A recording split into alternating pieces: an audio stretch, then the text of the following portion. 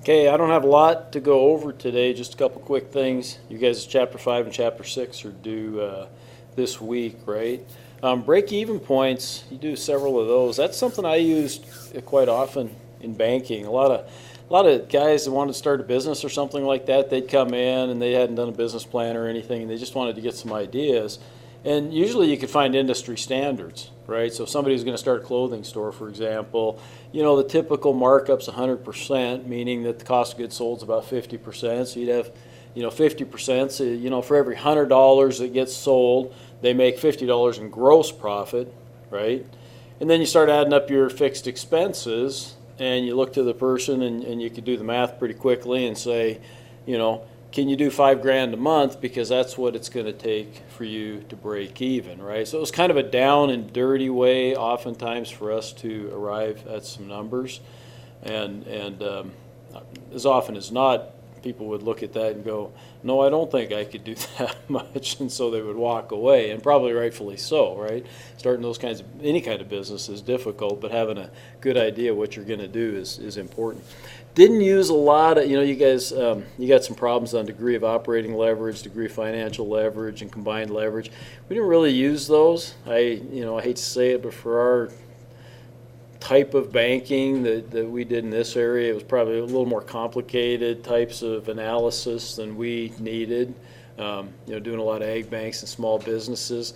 Those are probably more used when you get into little bigger businesses and whatnot. So I'm not saying that they're not valuable and not useful, because they are, but I think it just has to be probably a little different scenario than what we did. So plow through those. I don't think they're terribly difficult. And they're due this week. What else due this week? Quiz? 5 and 6. 5 and 6 quiz and 5 and 6 assignments are both due. I'm pretty well caught up. Okay, I think there was just a few assignments that got turned in yesterday or whatever, but otherwise I'm pretty well caught up on correcting. So make sure you go back and look at the feedback. Okay. Please do that. I'm finding, and believe me, as I'm correcting these, it's extremely frustrating when I'm looking at somebody's deal and I see they got the answer wrong, and then I always go back and try to figure out what they did wrong, and I'm amazed at how many times they just used an incorrect number. It says 10% up here, and down here they've got 8%, and I scratch my head and go, how in the heck did that happen? And my guess is oftentimes you're looking at the videos, and the video maybe was 8%, and so you're kind of doing it, and you screw up, and you put it in there. So go back and double check yourself, please. I hate, and I'm usually I'm lenient. I might not give you a full, point off, if you've made that kind of an error. If you've done the rest of the problem correctly, I might still discount you half a point kind of thing.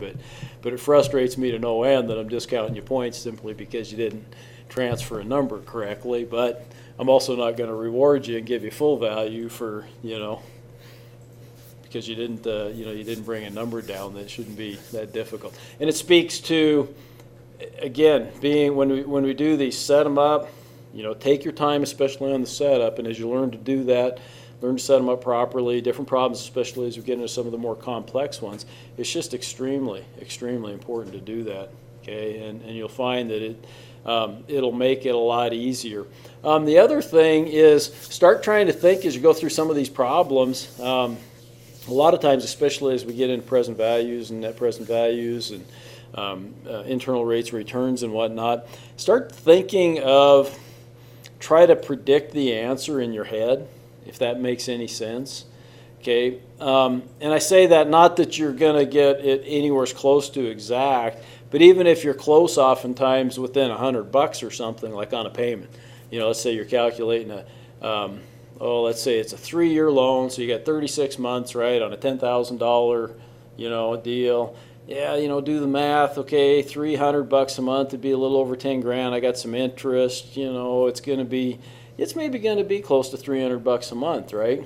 Well, if I do the problem and I come up with $57.26, I'm pretty sure I'm wrong, right? Okay, and if you start thinking about problems a little bit ahead of time like that works for stats too, by the way. It'll save you a lot of grief, when you go back and look at it. You go, oh, You know, what did I do wrong? Again, maybe I input a number wrong, maybe I did some other things incorrectly. But having an idea, and a lot of these problems you kind of can, you know, have an idea. You know, if you're looking at internal rates of return, you know, they're going to be in the single digits to lower double digits almost always, because in business that's about what you're going to get. So all of a sudden, if you get a number that's 75%, you're going, yeah, something's wrong, you know. And so be thinking about those things a little bit. What else we got? Reminder that I'm going to be gone on Friday. Okay. You guys are welcome to come in here. I would encourage you to come in here and help each other out a little bit, right? You know, or if you need some help, come in and work, you know, work some of these out, because I won't be here to provide, you know, the kind of advice that I like to as you're working on some of these problems. So feel free to come in, use the room. It's going to be open at that time, and feel free to help each other out a little bit. This weekend is Festival Days weekend here in Havre. A lot going on, but I would be remiss if I didn't say that our college rodeo team's competing. I believe Friday, Saturday, and Sunday, if I'm not mistaken. 7 o'clock? 6 both nights and 2 o'clock Saturday. Thanks, Luke. So 6 both nights, 6 o'clock Friday, 6 o'clock up at the fairgrounds, I would presume.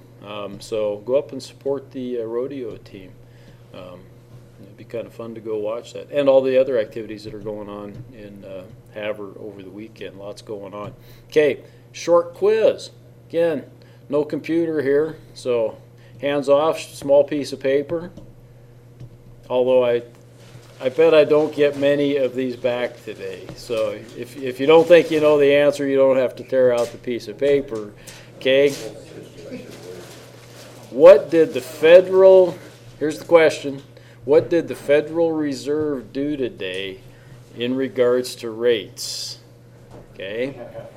And you get a little bonus if you can tell me what the current range is. Okay.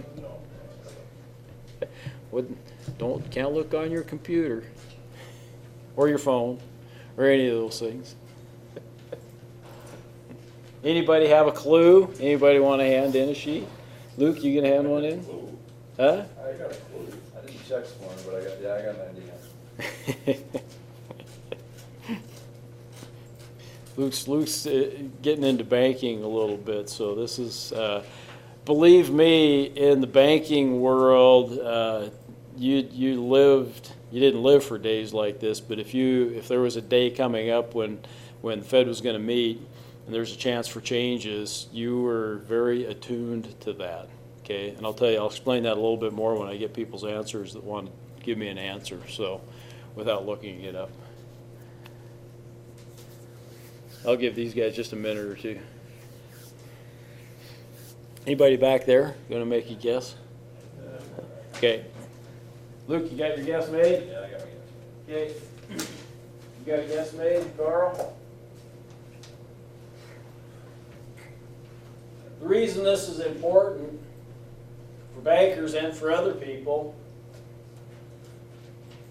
okay, the Federal Reserve in essence controls interest rates, right? Okay, and the Federal Reserve, I could teach, we could probably go a whole semester and teach about what the Federal Reserve does, all the different things that they do. But one of the things they do is they're kind of the banker's bank, if you want to call it that. There exists the main Federal Reserve, and there's branches of the Federal Reserve. Our nearest one's in Helena. I'm getting kind of off topic there, so I'll get back to that. But they make determinations about interest rates. Okay. Today they lowered the interest rate, the Fed funds rate, which is the overnight rate that banks would borrow if they needed money overnight, sometimes to support their lending needs and whatnot, sometimes just for very short-term things. And they lowered that rate by 0.25%. So the current rate is 1 3/4 to 2%. The current range, I should say, is from 1 3/4 to 2%. The other reason that's really important to bankers, our bank, I don't think, ever went to the discount window that I remember and borrowed money from the Federal Reserve. So why did we care? Okay, because generally speaking, almost always, I can't think of an exception, the prime rate changes in conjunction with the Fed funds rate.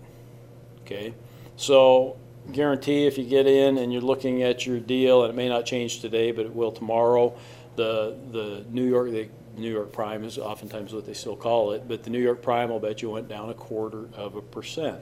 Okay, that was huge, a huge deal for banks because we oftentimes a large percentage of our loans were made. They were variable rate loans.